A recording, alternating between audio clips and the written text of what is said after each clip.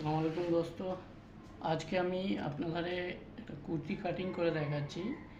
কুর্তির কি ফর্মুলা আছে, কত ছাড়তে হয়, কিভাবে কাটতে হয় আমি আপনাদের দেখাচ্ছি। আসুন দেখাচ্ছি।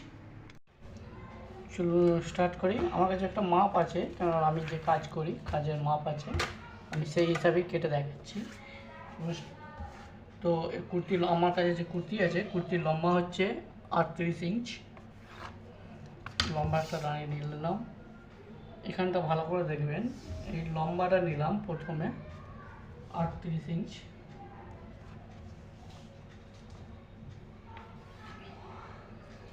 লম্বাটা নেওয়ার পর এর হাফ বডি বার করব, মানে 14.5 ইঞ্চ। এর হিপ বার করব 23 ইঞ্চিতে, এইভাবে 14.5 23 এখানে একটা লম্বা দাঁড়িয়ে নিয়ে নেব, সোজা করে নিলাম। এবার হচ্ছে 14.5 ইঞ্চ,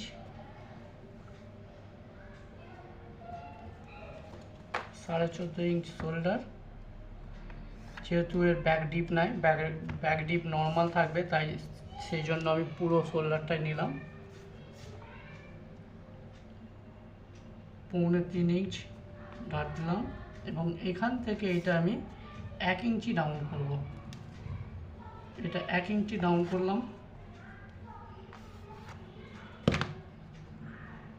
শোল্ডার থেকে এটা 1 ইঞ্চি ডাউন করলাম। এটা ডার্ট নয়, এতে ডার্ট হবে না। 33 থেকে আমি এর ফর্মুলাটা কী হবে, কোমরে কত ছাড়বো, চেস্টে কত ছাড়বো, কোমরে কত ছাড়বো এবং হিপে কত ছাড়বো। নর্মালি যে ফর্মুলা হয়, যারা যদি কেউ লুজ পরে, একটু লুজ ফিটিংয়ে হয়, 4-3-4, মানে 4-3-4। আর একটা ফর্মুলা হয় মিডিয়াম ফিটিংয়ে, সেটা হচ্ছে চেস্টে 3, কোমরে 2 ইঞ্চি এবং হিপে 3 ইঞ্চি অ্যালাউন্স থাকে।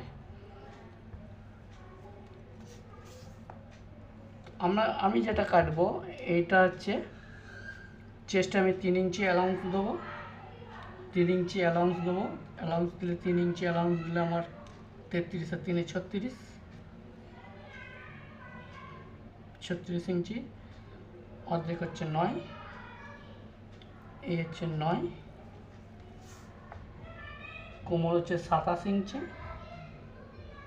27-এর 2 ইঞ্চি যদি অ্যালাউন্স দিই,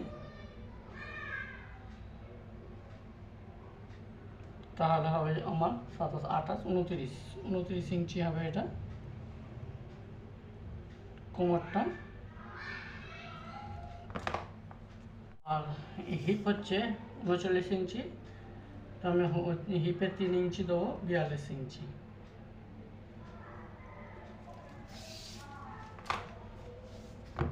এইভাবে ক্রস করে নেব রাউন্ড শেপ স্কেলটা।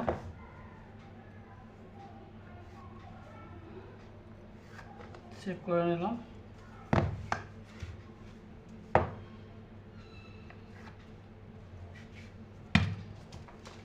এখানে নিচেতেও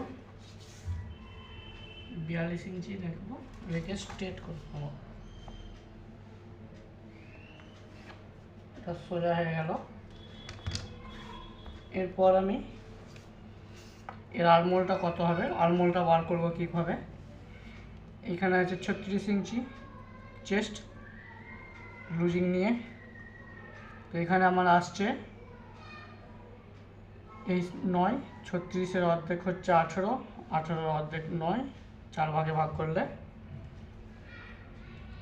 এই হচ্ছে 9, 18। এখান থেকে 2.25 ইঞ্চি যে শোল্ডারের যে লাইনটা আসছে, এখানে যে লাইনটা আসছে শোল্ডারে,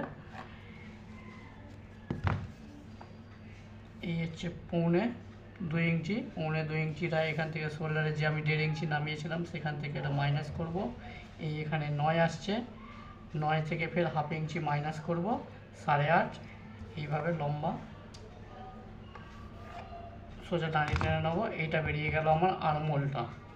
এবার আরমোলটা আমি মাপটা কীভাবে বুঝবো যে আমার আরমোলটা পারফেক্ট এসছে কি না?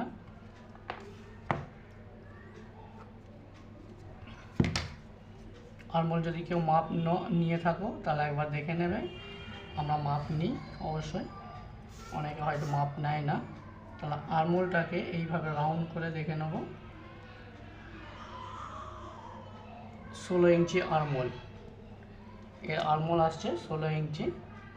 তো এটাকে এইটাকে গোল করে নিলাম, এর আরমোলটা 16 ইঞ্চি এসে গেল। এবং এইটা নর্মাল কাটিং, এটা নর্মাল ব্যাক, এর ব্যাকের ডিপ নর্মাল আছে 4 ইঞ্চি। 4 ইঞ্চি ডাউন করবো আমি, ডাউন করে নর্মাল কেটে নেব। দিয়ে এখন গলা কাটবো না, এখন গলা কাটবো না, নর্মাল কাটবো। স্লিপ পিসটাকে এখন কেটে নেব। এই যে কুর্তিটা কাটলাম, এটা একদম সিম্পল প্লেন কুর্তি ছিল।